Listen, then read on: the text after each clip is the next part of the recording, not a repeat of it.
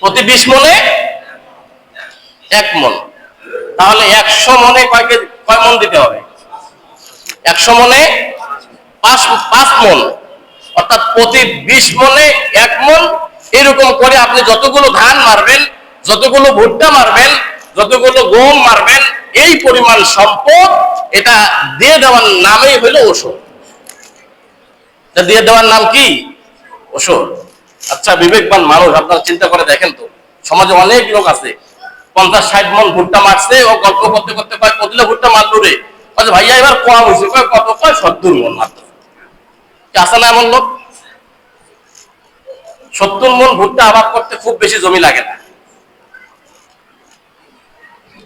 জি, 2 বিঘা হইলেই হয়। আল্লাহু আকবার, 2 বিঘা হইলেই বলে হয়। যারা 5 বিঘা 6 বিঘা 7 বিঘা ভুট্টা আবাদ করছেন, চিন্তা করে দেখছেন? রাতারাতি তো ঠিকই আপনার হিসাব আপনি করতেছেন, কয় এবার এত টাকা হবে রে, কিন্তু আপনার উপরে যে ওসর ওয়াজিব হয়ে গিয়েছে, ফরজ হয়ে গিয়েছে, ওসর যদি আপনি আদায় না করেন, তাহলে কিয়ামতের দিনে এই দুনিয়ায় যেমন সন্তান সন্ততির কারণে ধ্বংস হয়ে যাচ্ছে মানুষগুলো, আপনিও ওইরকম কিয়ামতের দিনে আপনার শত শত আমল, নামাজ, রোজা, হজ এগুলো কোনো কাজে আসবে না আপনি যদি ওসর বা যাকাত পরিশোধ না করেন। যদি বলেন ঠিক না বেঠিক? সম্মানীয় উপস্থিতি, তাহলে এই ওসর আদায় করা আমাদের দরকার আছে না নাই? এটার একটা পরিমাণও আছে। ইমামদের মাঝে পরিমাণটা নিয়ে মতামত রয়েছে। তবে ইমাম আবু হানিফার মতে কোন রকমের পরিমাণ নির্দিষ্ট নাই, আপনি যা উৎপাদন করবেন সেখান থেকে আল্লাহর রাস্তায় ব্যয় করেন। আর যদি ইমাম শাফি, ইমাম আহমদ ইবনে হাম্বলের মতে যদি অনুসারী হয়ে থাকেন, তাহলে 17 মণ 30 কেজি ধান বা ভুট্টা বা তার অবশিষ্ট সম্পদ যেটা, এর উপরে যদি আপনি আবাদ করেন, তাহলে ওই হিসাব অনুযায়ী আপনার ওসর দিতে হবে। আর 17 মণের কম যদি হয়ে থাকে, তাহলে ওসর আদায় করতে হবে না। বুঝছেন? এটা ইমাম আহমদ ইবনে হাম্বলের মত। তবে ইমাম আবু হানিফার মতে আপনি যা করেছেন ওখান থেকেই ওসর নেন। আপনার যদি 5 মণ হয়ে থাকে, হিসাব করে আপনার যদি ওখান থেকে ½ কেজিও হয়, ওইটাই ওসর দিয়ে দেন। এই ওসর দিতে হবে কাকে? বস্তিরে? বলেন কোথায় দেবেন? সূরা তাওবা সম্ভবত 60 নাম্বার আয়াতে যাকাত বা ওসর আদায়ের 8টি খাত রয়েছে, আপনারা এটা দেখে নেবেন। আল্লাহ তাআলা সেখানে জানাই দিয়েছেন, ইন্নামাস সাদাকাতু লিল ফুকারা ওয়াল মাসাকিন ওয়াল আমিলিনা আলাইহা ওয়াল মুআল্লাফাতি কুলুবুহুম ওয়া ফির রিকাবি ওয়াল গারিমিনা ফি সাবিলিল্লাহি ওয়া ইবনিস সাবিল ফারিদাতাম মিনাল্লাহ ওয়াল্লাহু আলিমুন হাকীম।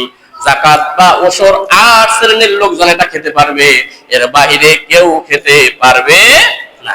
তার ভিতরে জেনে রাখেন, মসজিদ থেকে যদি ওসর আদায় করতে আসে, মসজিদে দেবেন না। এই ওসর দিয়ে মসজিদের উন্নয়নমূলক কোনো কাজ করলে ওসর আদায় হবে।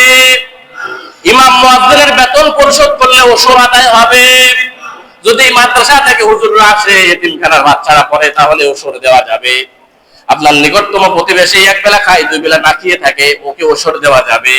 আপনার নিকটতম প্রতিবেশী, আপনার আত্মীয় স্বজনের মধ্যে একজন অনেক টাকা ঋণী হয়ে গিয়েছে, ঋণ পরিশোধ করার জন্য আপনার ওসরের পরিমাণটা তাকে দেন, নিজের বোঝাটা হালকা করে দেন, ওসর আদায় হয়ে যাবে। এরকম 8টা খাত রয়েছে, আপনারা দেখে নেবেন।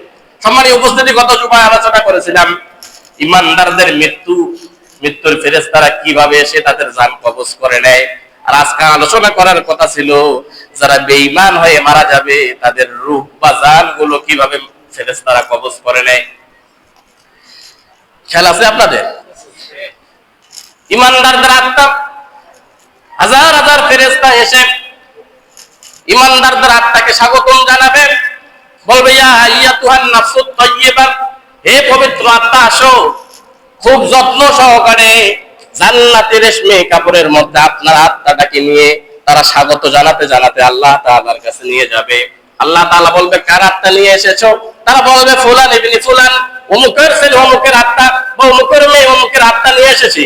আল্লাহ তাআলা বলবেন, বান্দা, ফেরেশতারা আমার এই বান্দা আমার উপর সন্তুষ্ট ছিল, আমিও তার উপর সন্তুষ্ট হয়ে গেলাম। বলেন আল্লাহু আকবার। আল্লাহ তাআলা বলবেন, আমার এই আত্মাটাকে ইল্লিনের মধ্যে জায়গা করে দাও, ইল্লিনের মধ্যে তার নামটা লিখে দাও, এবং আত্মাটা ওই কবরে শায়িত ব্যক্তি তার কবরে ঢুকাই দিয়ে দাও। ফাবরিশুহু বিল জান্নাহ ওয়াফতাহু লাহু বাবান মিনাল জান্নাহ। আল্লাহ তাআলা বলবেন, বান্দা সাদা 3টা মাত্র পাতলা কাপড় দিয়ে আমার বান্দাকে কবরে শোয়াই রেখে এসেছে। ওই কাপড়গুলো চেঞ্জ করে আমার বান্দার কবরে জান্নাতের বিছানা বিছাইয়া দাও, জান্নাতের বিছানা বিছাইয়া দাও, জান্নাতের পোশাক পরিধান করিয়ে দাও, জান্নাত থেকে নিয়ে কবর পর্যন্ত একটা সুড়ঙ্গ করে দাও, একটা পথ তৈরি করে দাও। আমার বান্দা জান্নাতের নাজ নিয়ামত দেখতে দেখতে ঠিক এমন একটা ঘুম দিয়ে দেবে যেমন করে সদ্য বিবাহিত একটা পুরুষ সে তার নারীকে নিয়ে যেমন বাসর সজ্জার রাত কাটিয়ে সে যেমন আরামে ঘুমায়, কানাউমুল উরুস, এরকম ভাবে সে ঘুমাবে। মাঝখানে শত শত বছর কেটে যাবে।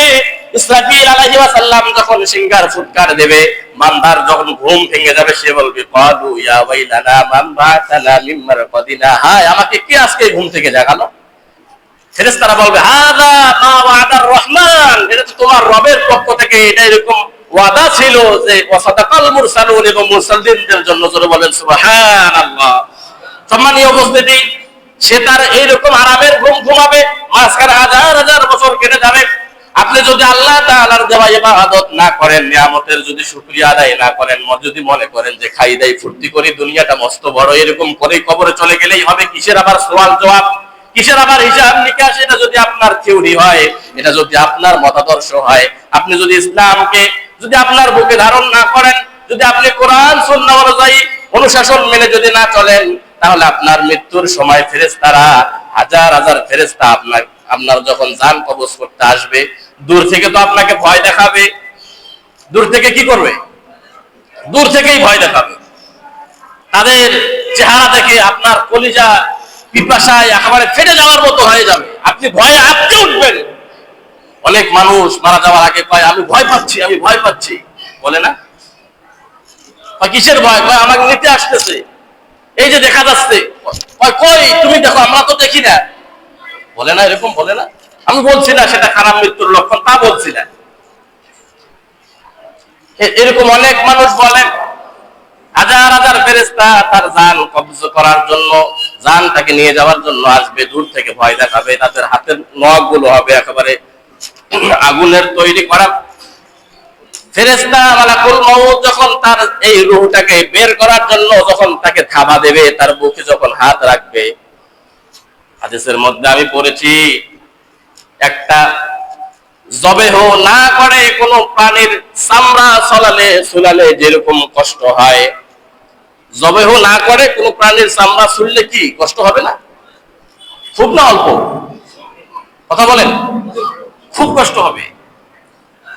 অথবা জবাই না করে কোন প্রাণীকে যদি জ্বলন্ত আগুনের মধ্যে পাতিল বসাই দিয়ে তেল গরম করতেছেন, উত্তপ্ত তেলের মধ্যে যদি একটা পাখিকে সেখানে ছেড়ে দেন, একটা ছাগল বা বকরিকে সেখানে ছেড়ে দেন, সে যেমন অনেক কষ্টে তার জানটা যখন বের হয়ে যাবে, অনুরূপ ভাবে একজন বেঈমানের জান যখন কবজ করবে, তখন তার চেয়েও আরো বেশি কঠিন করে তার জান কবজ করা হবে। জোরে বলেন নাউজুবিল্লাহ।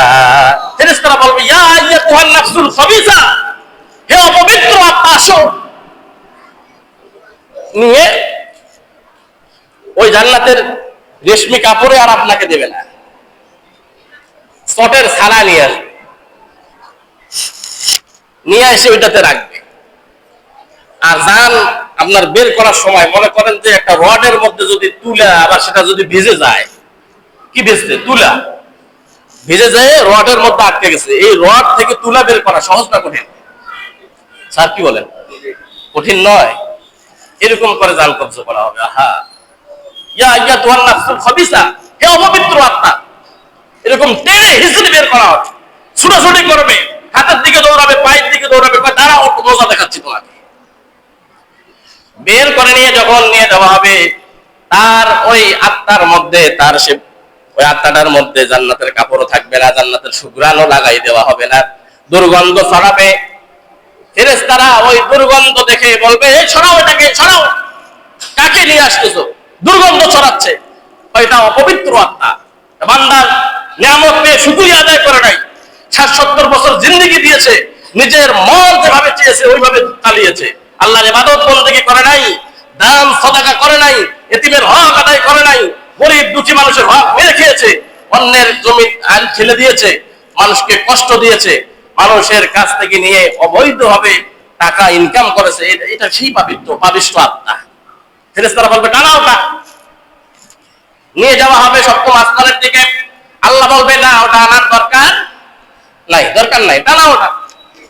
আল্লাহ বলবে আমার ওই বান্দার আত্মাটা, ও আমার উপরে নারাজ ছিল, আমিও তার উপর নারাজ। নাউজুবিল্লাহ পড়বেন না? চিন্তা করে দেখেন, এই যে দুনিয়া, চক্ষু দুটো বন্ধ করবেন, সব শেষ। আহা,